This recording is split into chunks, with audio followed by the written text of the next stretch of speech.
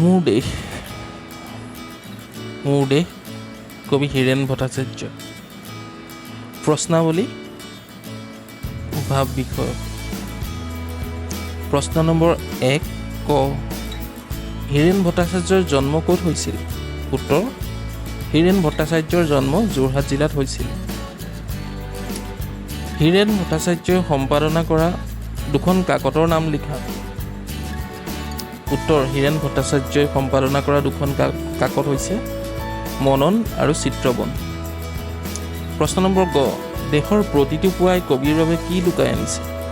উত্তৰ, ঐশ্বৰ্যৰ প্ৰচুৰ সম্ভাৰ লুকাই আনিছে কবিৰ বাবে দেশৰ প্ৰতিটো পুৱাই। প্ৰশ্ন নম্বৰ 2 প্ৰায়ে তোমালোকৰ পৰীক্ষাত আহি থাকে। মুৰ দেশ কবিতাটোৰ মূল ভাৱ লিখা। উত্তৰ, মুৰ দেশ মূলতঃ স্বদেশ প্ৰেমমূলক কবিতা। কবিৰ বাবে দেশখন নিজৰ প্ৰাণ, নিজৰ গানবোৰতকৈও আপোন। তেওঁৰ প্ৰতিটো কাম, প্ৰতিটো চিন্তা দেশৰ বাবে সমৰ্পিত।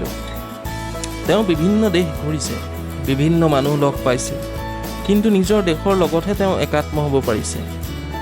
এইখন দেশৰ প্ৰতিটো পুৱা, প্ৰতিটো সন্ধিয়া, প্ৰতিটো ঋতুৱে কেৱল তেওঁক দিছেহে, তেওঁৰ পৰা একো খোজা নাই।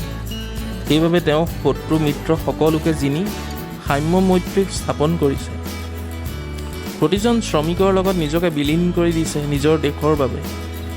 কবি দেশৰ একান্ত অনুৰাগী, দেশৰ শ্ৰীবৃদ্ধি তেওঁৰ চিৰন্তন লক্ষ্য। প্ৰশ্ন নম্বৰ 3 ব্যাখ্যা কৰা। ক অনৈক্যৰ মাজত ঐক্য হৈ, বিৰোধৰ মাজত সংহতিৰ সম্ভাৱনা হৈ মই আছোঁ। উত্তৰ, প্ৰসংগ সংগতি। উপৰোক্ত কাব্যাংশভাগী আমাৰ অসমীয়া পাঠ্যপুথি অসমীয়া সাহিত্য চয়নিকাৰ অন্তৰ্গত হীৰেণ ভট্টাচাৰ্যৰ কবিতা মুৰ দেশৰ পৰা উদ্ধৃত। কবিতাংশৰ মাজেৰে কবিয়ে দেশত শান্তি সম্প্ৰীতিৰ এনাজৰীডাল মজবুত কৰাৰ কথা কৈছে। ব্যাখ্যা।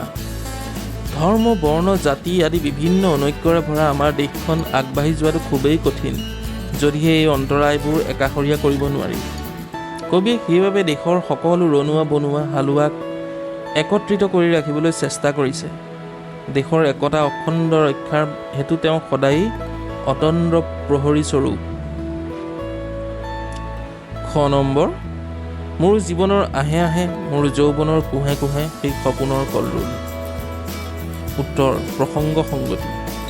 উপৰোক্ত কাব্যাংশ ভাগী আমাৰ অসমীয়া পাঠ্যপুথি অসমীয়া সাহিত্য চয়নিকাৰ অন্তৰ্গত সুগন্ধি পখিলাৰ কবিৰূপে খ্যাত হীৰেণ ভট্টাচাৰ্যদেৱৰ কবিতা মুৰ দেশৰ পৰা উদ্ধৃত।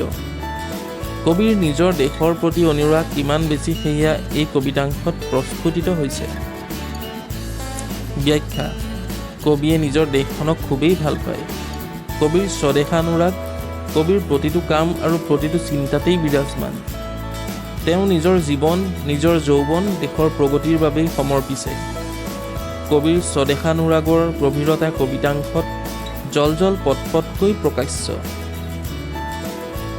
প্ৰশ্ন নম্বৰ 4 কবিতাটোত কবিৰ দেশপ্ৰেমৰ স্বৰূপ কেনেদৰে প্ৰকাশ পাইছে বুজাই লিখা। উত্তৰ, কবিৰ দেশপ্ৰেম অতুলনীয়। তেওঁ নিজৰ গানবোৰ, নিজৰ প্ৰাণ সকলোতকৈ আগস্থান দিয়ে নিজৰ দেশক।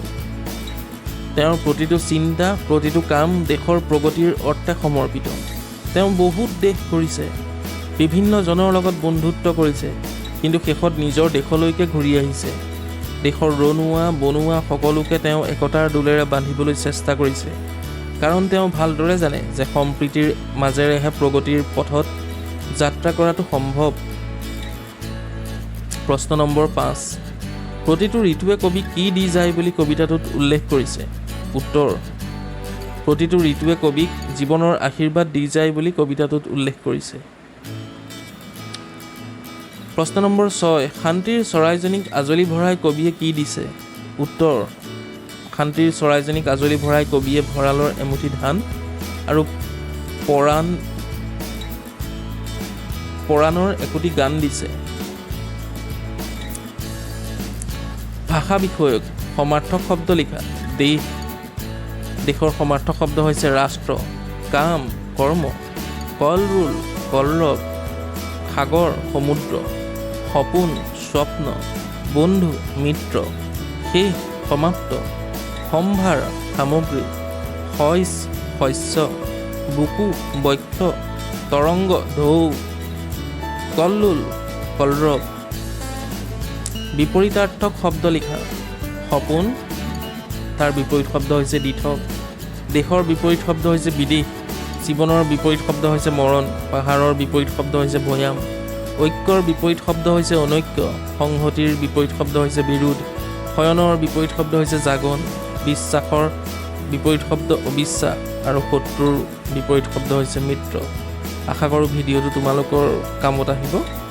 ধন্যবাদ ভিডিঅ'টি চোৱাৰ বাবে শেষলৈকে।